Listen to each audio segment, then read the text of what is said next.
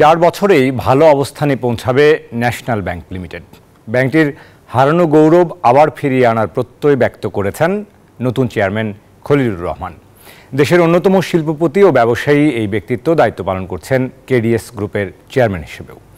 News 24কে দেয়া এক সাক্ষাৎকারে জানিয়েছেন ব্যাংক নিয়ে নানা পরিকল্পনার কথা। চলুন শুনে আসি। আমন্ত্রণ জানাচ্ছি নিউজ 24-এর বিশেষ সাক্ষাৎকারে। আমরা এসেছি ন্যাশনাল ব্যাংকের সম্প্রতি নবনিযুক্ত যিনি চেয়ারম্যান জনাব খলিলুর রহমানের অফিসে।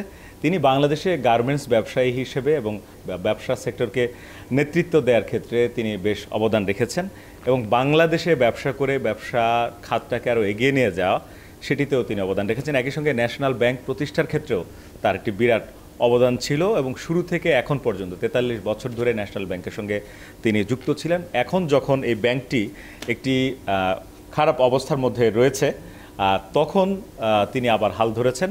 জনাব খলিলুর রহমান সিআইপি আমাদের সঙ্গে আছেন, আমরা একটু তার সঙ্গে কথা বলবো এবং এই ন্যাশনাল ব্যাংক নিয়ে তার কি পরিকল্পনা আছে সেগুলো একটু জানার চেষ্টা করব। কেডিএস গ্রুপের চেয়ারম্যান জনাব খলিলুর রহমান আমাদের সঙ্গে যুক্ত আছেন। আপনাকে স্বাগত জানাই। আপনার কাছে জানতে চাই আসলে যে ন্যাশনাল ব্যাংকের সম্প্রতি আপনি দায়িত্ব নিয়েছেন, বাংলাদেশের বেসরকারি ব্যাংক খাত নিয়ে অনেক কথাবার্তা চলছে, বেশ কিছু ব্যাংকের অবস্থা ও দুরবস্থা আমরা যেটি জানি।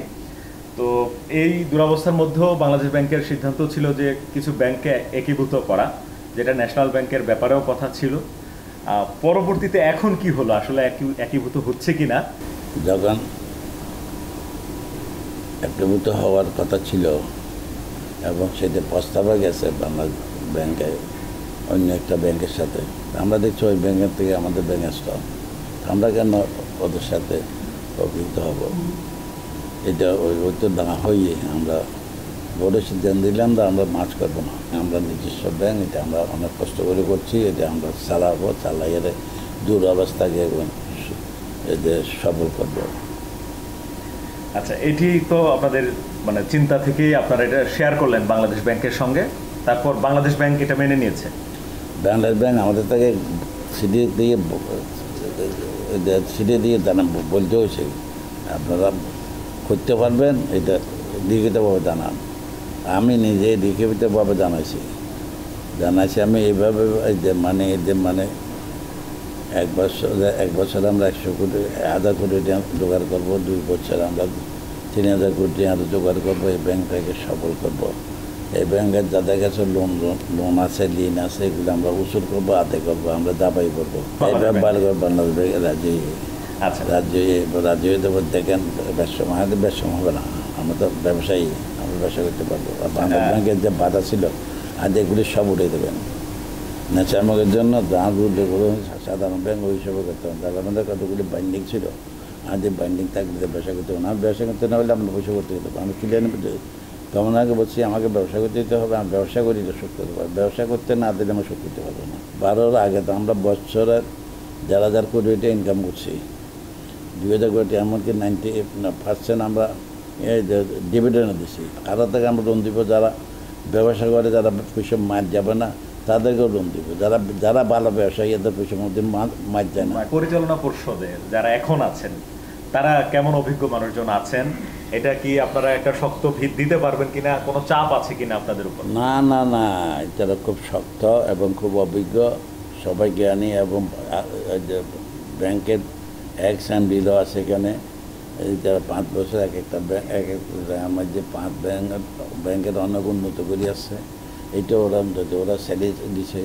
সবাই আমরা সব পরিচালক চ্যালেঞ্জ দিচ্ছে, চ্যালেঞ্জ থেকে আমরা এটাকে উন্নত করবো। আমাদের বালা করার চাপ, ওইটা বালা করতে পারবো। বাংলাদেশ ব্যাংকে হচ্ছে চাপ দেবেন তো বালা করো, এইটা বাংলাদেশ ব্যাংকের চাপ ছাড়া আমাদের আর কারো চাপ আসবে না। আপনাদের প্রধান চ্যালেঞ্জ যেটা এখন, সেটা হচ্ছে ব্যাংকটাকে দাঁড় করানো, খেলাপি ঋণকে আদায় করানো। আমরা রিকোয়েস্ট করার চেষ্টা করার পরে যদি না দেয় তখন আইনি যেতে হবে, তখন আইনি যাবো। আইনে গেলে আইনি যা করে তাই হবে। আইনি তার টাকা না দেওয়ার জন্য বলবেন তার জনগণের টাকা, ন্যাশনাল ব্যাংকের টাকা না, ন্যাশনাল ব্যাংকের পাবলিক মানিতে, পাবলিক আমানতকারীর টাকা। তাহলে আইনি অটোমেটিকলি এটাকে তার কাছে দেওয়ার জন্য বলবে। মানুষের মধ্যে তো একটা নেতিবাচক ধারণাও আছে এখন বেসরকারি ব্যাংক নিয়ে, যা ঘটে গেছে বিভিন্ন জায়গায়। বাংলাদেশের 12 কোটি মানুষের ব্যাংকটা, 16 কোটি মানুষের ব্যাংকটা ভালোবাসে। যখন এদের চেঞ্জ হয়েছে বোর্ড চেঞ্জ হয়েছে, চেঞ্জ হওয়ার পর থেকে দেখেন না এখন শেয়ারের দাম বাড়ে গেছে, আগে ছিল 4.5 আইয়া 60 হয়ে গেছে, আর ডিপোজিট বাড়তেছে।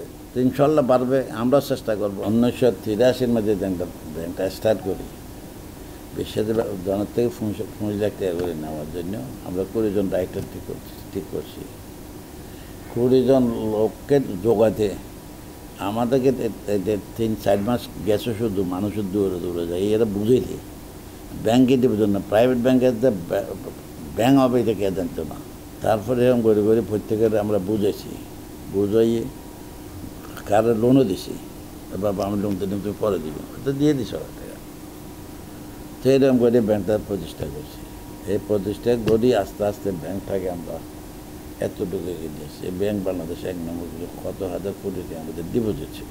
আল্লাহর কাছে আমরা এখন মনোজাত করে দেবো, ফরিয়াদ করে দেবো, আল্লাহ তুই একে সহায় কর আমাদেরকে, আমরা যেন মানুষের আমানত আমারটাকে যেন ফেরত দিতে পারি, আর ব্যাংকটাকে যেন উন্নত করতে পারি। আপনারা যে নতুন লোকজনকে আমানত দেওয়ার জন্য বলবেন, ব্যাংকে রাখার জন্য বলবেন, আপনাদের নিশ্চয়ই মানে কিছু আকর্ষণীয় পলিসি বা কিছু একটা নেবেন, মানে চিন্তা কি আসলে কি করতে চাচ্ছেন? আমাদের যারা আছে আমাদেরকে দেখে আমাদেরকে বিশ্বাস করবে, বিশ্বাস করলে মানুষ আমানত দেবে, বিশ্বাস না পেতে আমানত দেবে না। সই বিশ্বাস করার সে আস্থা আমাদের আছে।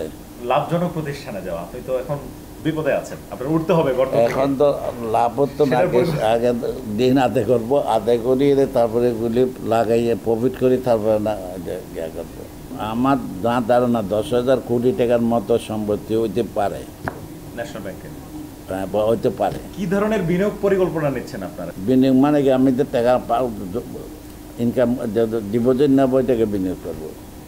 মানুষের টাকা দিয়ে, মানুষ ব্যাংক থেকে টাকা থাকে না, মানুষের টাকা দিয়ে মানুষ বিনিয়োগ করে, এই বিনিয়োগ থেকে ইনকাম করে মানুষের টাকা দিয়ে দেয় এবং প্রফিট ব্যাংকে লাগে। টাকা ব্যাংক হারে দেয়, যারা ব্যবসা করে তাদেরকে দেয়। যারা ব্যবসা করে না, যদি টাকা দিয়ে থাকে সে এই টাকা ব্যাংকে আসে না। ওরা চিন্তা করে ব্যাংকের তো টাকা 2 শুদ্ধ করে নিজে নিতে পারলে ওগুলা দিতে হবে না, তো ওরাই টাকা রয়ে গেছে। যারা বেনামি নিছে, বেনামি নিচে টাকা কোথায় জমা হয়েছে ওই নাম দিয়ে ধরে নেব। বেনামি হলে তো তুমি সারে যেতে পারবে না। তোমার চেকটা তো দিয়েছে, চেকটা তো কোন ব্যাংকে ডিপোজিট হয়েছে, কোন ব্যাংকে আপনি ডিপোজিট করছেন, ওই ব্যাংকের তো নাম আছে, ওই ব্যাংক থেকে তার নাম বাইরে দেবো। যেভাবে পারি মানুষকে বুঝাইয়ে যারা টাকা নিচ্ছে, বা এটা তো ব্যাংকের টাকা না, এটা জনগণের টাকা, জনগণের টাকা আমাদের লাগছে, আমাদের টাকা তোমাদেরকে দিয়েছি, তো তোমরা এটা না দিয়ে পারবে না, এটাকে তোমাদেরকে দিতে হবে। যদি তুমি না দাও টাকা, আমি তোমাকে চেষ্টা করবো নেওয়ার জন্য, আর তুমি যা আশা সম্পদ বিক্রি করো ওইগুলি দিও, দিয়ে টাকা এগুলি শোধ করো, তারপর তোমার সাথে আমি পয়সা আনবো করবো, আমি তোমাকে টাকা দেবো। জনগণের প্রতি কি আহ্বান, মানুষের যে আস্থাটা ছিল, জনগণের প্রতি আস্থা অতটুকু আমরা 10,000 কোটি দিতে পারি ইনশাআল্লাহ, সব মিলে গেলে। এদের জন্য চিন্তা করার কিছু নেই। আমরা 3,000 কোটি টাকা দিতে বলছি, এটা আমরা ব্যবস্থা করে দেবো, যেমনি পারি যেখান থেকে আনি পারি। আর 1 বছরের মধ্যে 100 কোটি 1,000 কোটি বলেছে, এটা আমরা 1 বছরের মধ্যে ব্যবস্থা করার চেষ্টা করি। এখন মানুষ কেন আসবে ব্যাংকে? এখন আপনাদের মাধ্যমে পরিচিত হয়ে যাবো আমি, তা তো হচ্ছেন, আপনাদের পেপার মাধ্যমে পরিচিত হয়ে যাব। পেপার মাধ্যমে বাংলাদেশের মানুষ আমরা চিনি, কারণ কিনা আমরা যে ব্যবসা করি, ব্যবসা হিসেবে শোনেন, ব্যবসা হিসেবে আমরা যে ব্যবসা করি, আমরা বাংলাদেশের সমস্ত ডিস্ট্রিক্টে আমাদের ব্যবসা আছে। হ্যাঁ, আমাদের SC CSE KY মার্কার দেওটিন সারা বাংলাদেশে আছে, এবং আমরা ইন্ডিয়া পর্যন্ত, আসাম পর্যন্ত ওই এক্সপোর্ট করি। তারপরে ত্রিপুরা তো এক্সপোর্ট করি। এখন সবাই সাথে পরিচয় আছে। যারে বলি 10 লাখ টাকা চাইলে দেবেন এমন করে নাই, সবাইকে অনুরোধ করবো, কী করবো, বাজি গেছে যাতে যে আমাকে যার সাথে কথা বললেন আমাকে সার করে ওই যে চান্দিবেলা যত কিছু সার তাতে, এখন তার সাথে আমাকে রিকোয়েস্ট করতে হচ্ছে আমাকে এখানে বা 2 লাখ কোটি আনতে হবে বা 5 লাখ কোটি আনতে হবে। ইনশাল্লাহ আমরা করে বলবো। আমি জনগণের প্রতি আহ্বান জানাবো, এটা এই ব্যাংকের অবস্থা আপনারা জানেন, আমরা এই ব্যাংকে আগেও ছিলাম, এই ব্যাংকটাকে আমরা এগিয়ে নিয়ে গেছি, জনগণের খাতায় নিয়ে গেছি। এটা আপনাদের সম্পদ, আপনাদের টাকা দিয়ে ব্যাংক বড় হয়েছে, বাংলাদেশের 1 নম্বর ন্যাশনাল ব্যাংকে পরিচিত, এবং যারা আমানতকারী তারা খুব খুশি হয়েছে, তারা বলছে যে আমার ব্যাংক ন্যাশনাল ব্যাংক, আমি ওইখানে আমানতকারী। এটা সবাই বলছে এই আশা আমি আবার তাদের কাছে ফিরিয়ে আনবো। মালয়েশিয়াতে আমাদের ব্রাঞ্চ আছে, মালদ্বীপে ব্রাঞ্চ আছে, সিঙ্গাপুর মানুষ আছে, এই যে কাতার আমাদের আছে, এই যে গ্রিজে আমাদের ব্রাঞ্চ আছে, আমেরিকাতে আমাদের ব্রাঞ্চ আছে।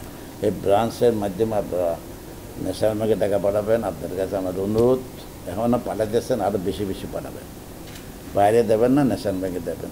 ন্যাশনাল ব্যাংকের আপনাদের টাকা আপনারা যেখানে বলবেন আমাদের ঘরে ঘরে আমরা পৌঁছাই দেবো, কোনো অসুবিধা হবে না। এদের জন্য ন্যাশনাল ব্যাংক ফুল রেসপন্সিবিলিটি। সব ব্যাংক সততার মাধ্যমে যদি ব্যবসা করে, ব্যাঙ্কগুলি সারে অটোমেটিক ব্যাঙ্কগুলি উঠে যাবে। আপনি যদি ব্যাংকের পয়সা, মানুষের পয়সা যদি মানুষের দিতে চান, তাহলে এই ব্যাংক হতে উঠবে না। এটা সবাই করে, আপনি সবাই বলবেন। ইনশাল্লাহ আমি যতটুকু পারি সবাইয়ের কাছে অনুরোধ করব, সবাই আপনারা ন্যাশনাল ব্যাংকের দিকে লক্ষ্য রাখবেন, ন্যাশনাল ব্যাংকে ভালোবাসবেন। ন্যাশনাল ব্যাংকে আপনাদের যা হাতে আবশ্যক থাকে ন্যাশনাল ব্যাংকে জমা লাগে নিন, আপনাদের আমানতকারী। এই আমানতের দায়িত্ব আমরা ন্যাশনাল ব্যাংকের পরিচালনা করবো। আপনারা কোনো সময় চিন্তা করবেন না। অতীতে আমরা এইভাবে করছি, ব্যাংকটা তুলে 83 থেকে 2012 পর্যন্ত আমরা চালু রাখছি। এক পয়সা কোনো নষ্ট হতে দিনে নষ্ট হতে পারে না। কে বলতে পারবো না আমাদের কোনো দায়িত্ব নষ্ট আনছে।